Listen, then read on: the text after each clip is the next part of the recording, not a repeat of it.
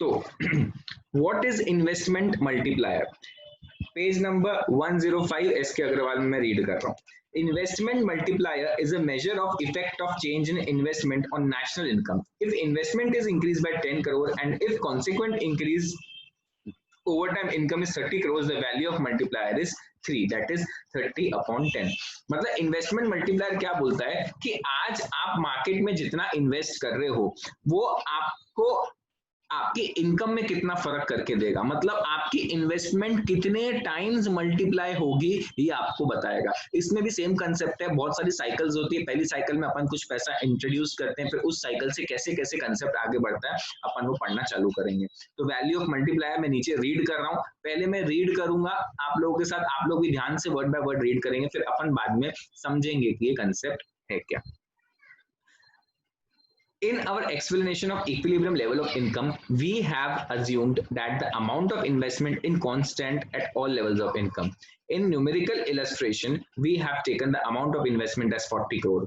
What will happen to the equilibrium level of income if this amount is 60 crore instead of 40 crores? Let us reproduce all the data given in table 8.1 except that we have changed the amount of investment from 40 crores to 60 crores. The table so reconstructed is given below. ठीक है, तो table है आपका. Income कितना है, पहले 100 करोड़ है, 100 है, फिर 200 है, करोड़ रोड जान देते हैं अपन लोग. पहले 100 है, फिर 200 है, फिर 300 है, फिर 400 है, 500 है, 600 है. ठीक है, आपका एमपीसी मतलब आप अपनी इनकम के इंक्रीज में कितना कंज्यूम करते हो, आप अपने इनकम के इंक्रीज में 0.80 कंज्यूम करते हो और बचा हुआ आप कंज्यूम नहीं करते, बचा हुआ आप सेव कर लेते हो. तो पहले केस में कंजम्पशन एक्सपेंडिचर आपका 120 है, आपकी इनकम 20 है, लेकिन आपका कंजम्पशन एक्सपेंडिचर 120. इसका मतलब क्या हो गया, आपका ऑटोनॉमस कंजम्पशन कितना है, आपका ऑटोनॉमस कंजम्पशन है 20. ठीक है, तो सेविंग्स कितनी होगी, सेविंग्स ऑटोमेटिकली माइनस सी बार हो जाएगा. समझ आ रहा है आप लोगों को, माइनस सी बार यहाँ पे क्या हो गया, -20.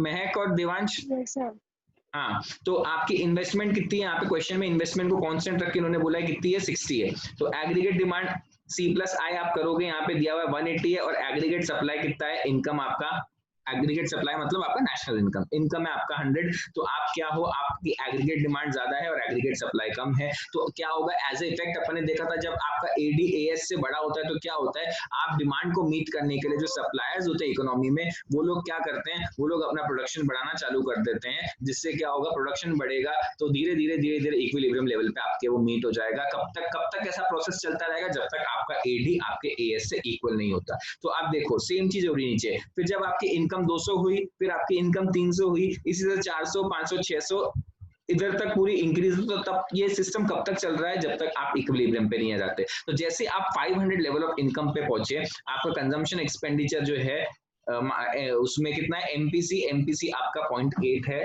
ठीक है, तो आप जब इंक्रीज निकालोगे पिछले बार से इस बार में इंक्रीज कितना हुआ, उसका 0.8 जोड़ोगे तो आपको वो 440 मिलेगा.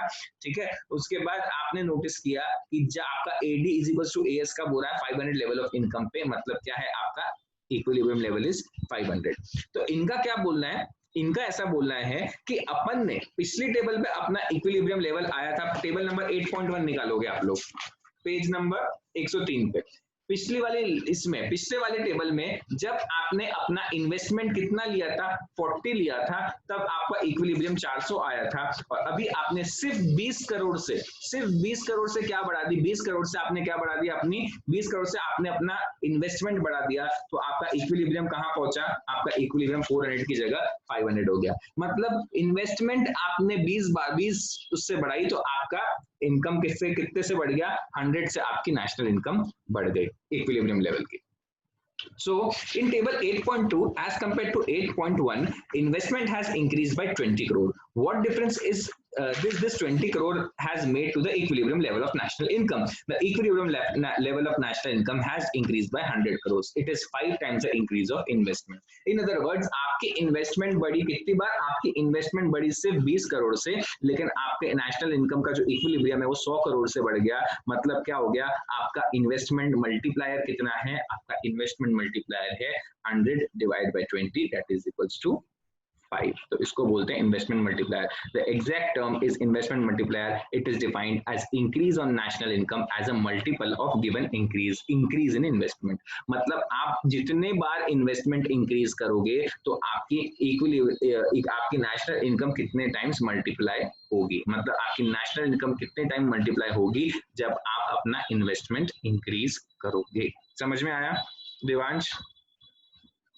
ये लेमैन टर्म्स में लैंग्वेज, मतलब ये एक्चुअल टेबल नहीं है, ये लेमैन टर्म्स में बस बेसिक कंसेप्ट समझाने के लिए कि भाई टेबल 8.1 में जब अपन ने इन्वेस्टमेंट सिर्फ 20 करोड़ रुपए रखा था तो आपका इक्विलिब्रियम लेवल ऑफ इनकम आया था कितना, 400 करोड़. और जब आपने अपना इन्वेस्टमेंट बढ़ा के 40 करोड़ कर दिया तब आपका इक्विलिब्रियम आया 500 करोड़. मतलब सिर्फ 20 करोड़ के इन्वेस्टमेंट के इजाफे में आपका कितना फर्क पड़ गया, आपकी नेशनल इनकम 5 टाइम्स मतलब 100 टाइम्स आपकी इंक्रीज होगी. तो आपका इन्वेस्टमेंट मल्टीप्लायर कितना है, आपका इन्वेस्टमेंट मल्टीप्लायर है 5. अब सर इन्वेस्टमेंट मल्टीप्लायर निकालना कैसे? The value of multiplier is determined by the value of MPC. There is a distinct relationship between the value of MPC and value of multiplier. The relationship between value of multiplier and MPC is follows. MPC equals 1 minus MPC. अच्छा, इसको महक कटारिया मुझे बताओ, इसको आप दूसरे terms में कैसे express कर सकते हो? 1/1. सॉरी मेरा हैंग हो गया था शायद. अच्छा, 1 माइनस एमपीसी इज एमपीएस. तो आपको मैंने जब क्वेश्चन में दिखाया है money multiplier is equals to 1/1 minus MPC, तो आप उसको सीधा साधा लिख सकते हो, दैट इज इक्वल्स टू 1/एमपीएस. लिख सकते हो कि नहीं लिख सकते हो महक? हाँ लिख सकते हैं. आवाज, महक को आवाज नहीं आ रही? यस. हाँ, तो अभी आप एक पीछे क्वेश्चन देखो. आपका कंजम एमपीसी कितना है, 0.8. टेबल के ऊपर देख रहा हूं मैं. आपका एमपीएस कितना हो गया, तो 1 माइनस एमपीसी मतलब कितना हुआ, 1 minus MPC 0.8. 1 minus 0.8 that is equals to 0.2. सबको दिख रहा है एमपीएस 0.2? सबको दिख रहा है 0.2? Yes sir. एमपीएस तो 1 को आप 0.2 से डिवाइड करोगे तो आपको 5 मिलेगा कि नहीं मिलेगा? मिलेगा. तो आपका क्या हो गया, आपका मनी मल्टीप्लायर का मतलब क्या हो गया, 1/एमपीएस. मतलब एमपीएस जितना भी रहा उसको आप 1 से डिवाइड कर लो तो आपको मनी मल्टीप्लायर मिल जाएगा, इन्वेस्टमेंट मल्टीप्लायर मिल जाएगा, टू बी स्पेसिफिक. ठीक है, तो यही रिलेशन इन्होंने नीचे वाले इसमें एक्सप्लेन किया है. There is a inverse relationship between MP, यहां से अंडरलाइन कर लेंगे, inverse relationship between MPS and value of multiplier. The lower the MPS higher will be the multiplier. ठीक है, क्यों? क्योंकि एमपीएस बढ़ेगा तो आपका सेविंग बढ़ जाएगा, सेविंग बढ़ेगा तो इन्वेस्टमेंट कम होगा, इन्वेस्टमेंट कम होगा तो मल्टीप्लायर कम होगा. अच्छा, जब एमपीएस के साथ इनवर्स रिलेशन है तो आपके एमपीसी के साथ कैसा रिलेशन होगा मैं कटारिया? Direct relation. एग्जैक्टली. अगर आपका एमपीसी के साथ इनवर्स है, एमपीएस के साथ इनवर्स है तो एमपीसी के साथ डायरेक्ट रिलेशन होगा. डायरेक्ट रिलेशन का मतलब क्या हुआ देवांश? सर एमपीसी के साथ इनडायरेक्ट होगा ना? नहीं, इनडायरेक्ट बेटा, इनडायरेक्ट नहीं, डायरेक्ट ही है. लेकिन एक होता है डायरेक्ट वेरिएबल, एक वेरिएशन, एक होता है इनवर्स वेरिएशन. इनवर्स वेरिएशन मतलब क्या हो गया, एमपीसी बढ़ रहा है तो आपका एमपीएस कम होना चाहिए. कम, जैसे एमपीएस कम होएगा तो एमपीसी मनी मल्टीप्लायर बढ़ेगा. एमपीएस आपका अगर बढ़ेगा तो मल्टीप्लायर कम होगा, एमपीएस घटेगा तो मल्टीप्लायर बढ़ेगा. मतलब जब एक चीज बढ़ती है दूसरी चीज घटती है तो आप उसको इनवर्स रिलेशन बोलते हो. और डायरेक्ट रिलेशनशिप मतलब क्या होगा, एक चीज बढ़ती है तो दूसरी भी बढ़ती है. तो आपका अगर एमपीसी बढ़ेगा तो आपका मल्टीप्लायर भी बढ़ेगा, एमपीसी घटेगा तो मल्टीप्लायर भी घटेगा. अच्छा, एमपीसी मतलब क्या हो गया, marginal propensity to consume. Consume कर रहे हो मतलब खर्च रहे हो मतलब इन्वेस्ट कर रहे हो तो ऑटोमेटिकली क्या हो रहा है, आपका मल्टीप्लाई होगा ही. समझ में आया सबको? हाँ. तो अब इस मल्टीप्लायर की वर्किंग देखेंगे. ये शॉर्ट 6 मार्क्स का क्वेश्चन है. या तो ये इन्वेस्टमेंट मल्टीप्लायर 6 मार्क का आएगा, या तो आपका मनी मल्टीप्लायर कमर्शियल बैंक्स में जो आपका कंसेप्ट है वो 6 मार्क का आएगा. ठीक है, दोनों के पीछे कंसेप्ट एक ही है. How is the increase in investment leads to increase in income as multiplier increase in investment. We have seen that if MPC is 0.8, increase in income, that is del y, is 5 times the increase in investment. We can show this with the help of illustration. अब जो इन्होंने बोला है तो उसको अपन ने illustration की मदद से समझा है. तो आप लोग सब लोग वो टेबल 8.3 देखेंगे. टेबल 8.3 देखा सबने? पहुंचे सब लोग 8.3 तक? Yes, sir. हाँ, तो महक सबसे पहले मुझे बताओ, फर्स्ट राउंड में आपकी इनकम में इंक्रीज कितना हुआ है? आपकी इनकम में फर्स्ट राउंड में इंक्रीज कितना हुआ है? 100. 100 हुआ है, राइट. तो आपकी इनकम में 100 इंक्रीज हुआ है, तो आपने क्या किया? अपने कंजम्पशन एक्सपेंडिचर में कितने लगा दिए? 0.8 दिया हुआ है तो 80 लगा दिए. दिख रहा है सबको? Yes. और बचे हुए 20 आपने क्या किए? बचे हुए 20 आपने सेव कर लिए. भाई मैं बचा के रखता हूं. अच्छा, जो आपने सेव कर लिए वो तो आपके पास ही पड़े रह गए, लेकिन जो आपने खर्च कर लिए वो आपके सेकेंड राउंड के लिए इनकम बन गया. इनकम कैसे बना? आपने खर्चा तो किसी ने कमाया कि नहीं कमाया? आपने खर्चा तो किसी ने कमाया कि नहीं कमाया? कमाया. हाँ, तो जो आपने सेव कर लिया वो तो आपके पास पड़ा रह गया, लेकिन जो आपने खर्चा, वो खर्चा क्या हुआ? वो खर्चा आपके सेकेंड राउंड का इन्वेस्टमेंट आ गया. मतलब क्या हो गया? आपने जो वन टाइम एक्सपेंडिचर किए थे, एमपीसी जो जिसको अपन कहते हैं, जो आपने एमपीसी किया था, वो एमपीसी आपके नेक्स्ट राउंड का इंक्रीज इन इनकम बनेगा. बनेगा कि नहीं बनेगा? बनेगा. हाँ, क्यों? क्योंकि आपने अपनी जेब से पैसा निकाला तो किसी की जेब में गया ही है ना. आपने कोई नदी में तो नहीं डाल के वो पैसे को, राइट. तो वो सेकंड राउंड का आपका इंक्रीज हो गया. सेकंड राउंड का इंक्रीज हुआ तो वापस 80 जो इंक्रीज था वो सेकंड राउंड में आपका कितना हो गया? 64 आपका बचे. आप 64 खर्चोगे और आप 16 को सेव कर लोगे. 20% 16 है, 80% 64 है, तो आपने वो ही किया. फिर 64 आपका क्या बन गया? नेक्स्ट राउंड का इंक्रीज बन गया. वो 51.2 फिर आपने खर्चा और बचा हुआ 12.8 आपने सेव कर लिया. तो इसी तरह से जब आप पूरा, जब तक ये जीरो या जब तक नील नहीं हो जाता, आप टोटल निकालोगे, आपको पता चलेगा कि आपके जो शुरू के 100 रुपए का इंक्रीज था जिसको आपने इन्वेस्ट किया, वो आपका वही पैसा आपका बन के कितना बन गया? इतने सारे राउंड्स में 500 रुपए बन गया. समझ में आया? हाँ सर, समझा. देवा, Piyush and Mahak. Yes, sir. Piyush, आपको थोड़ा Yes, sir.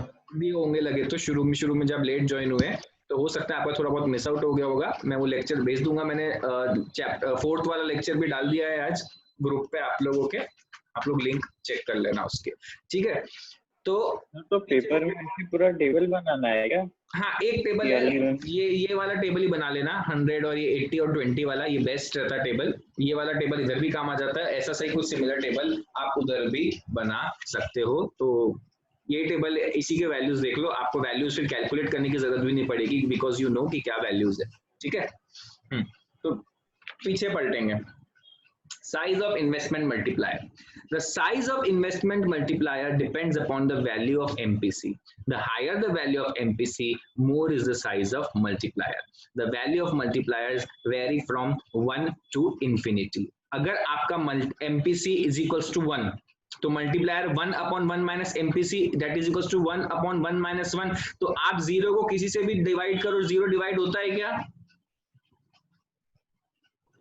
No. Can zero denominator में आ सकता है कभी? जीरो डिनोमिनेटर कभी नहीं आ सकता. तो आपका आंसर क्या होगा? इन्फिनिटी. ये कब होगा? जब आपने क्या किया? आपने जितना कमाया उतना खर्च लिया. तो वो कंटिन्यूस साइकिल चलती रहेगी. क्यों चलती रहेगी? क्योंकि बच्चों आप कुछ सेव ही नहीं कर रहे हो. आप कुछ सेव कर रहे हो क्या? आप कुछ सेव ही नहीं कर रहे हो. ये देखो, अपन इसको पीछे वाली टेबल पे लेके आओ. पीछे वाली टेबल में अज्यूम करेंगे अपन लोग कि एमपीसी आपका 1 है और आपका एमपीएस 0 है. तो फर्स्ट राउंड में क्या हुआ? फर्स्ट राउंड में आपका इंक्रीज इन इनकम 100 रुपए रहेगा. ठीक है? तो आपने खर्चा, तो आपने कुछ सेव तो किया नहीं, आपने सारा का सारा खर्च किया. आप सारा का सारा खर्च किया तो नेक्स्ट राउंड में कितना जाएगा? मैं कटा दिया 0. नहीं, नेक्स्ट आपने सारा का सारा खर्चा, सेव कुछ नहीं किया आपने, तो कहाँ जाएगा सेकंड राउंड में? कितना पैसा जाएगा सेकंड राउंड में? 100. पूरा ही जाएगा. एग्जैक्टली 100. फिर थर्ड राउंड में अब सेकंड राउंड में भी नया 100 रुपए आ गया आपके पास. आपने कुछ भी सेव नहीं किया, तो आपका थर्ड राउंड में कितना जाएगा? 100. वही सेम अमाउंट जाएगा. ये 100 चलता ही रहेगा, चलता ही रहेगा, चलता ही रहेगा टिल व्हेन? Till infinity. समझ में आ रहा है आपको? टिल इंफिनिटी ये चलता ही रहेगा। अच्छा, अब अज्यूम करो कि आपका एमपीसी 0 है और आपका एमपीएस क्या है, 1 है। तो आपने क्या किया, आपने जितना कमाया आपने उतना सेव कर लिया। तो सेकंड लॉट के लिए आपके पास कितना पैसा रहेगा? 0। सेकेंड लॉट के लिए आपके पास कुछ नहीं बचेगा। एग्जैक्टली तो ऐसे केस में आपका 100 रुपए कितना रहेगा? आपका 100 रुपए सिर्फ 100 ही रह जाएगा और उसका आगे कुछ भी नहीं होगा। समझ में आया बेटा? Yes, sir. Yes sir. ऐसे केस में इसका आंसर 1 रहेगा। ठीक है, प्रॉब्लम 1, प्रॉब्लम 2, प्रॉब्लम 3 सॉल्व करो। पेन पेंसिल लेके जो एग्जाम्पल दिए, न्यूमेरिकल एग्जाम्पल सॉल्व करो।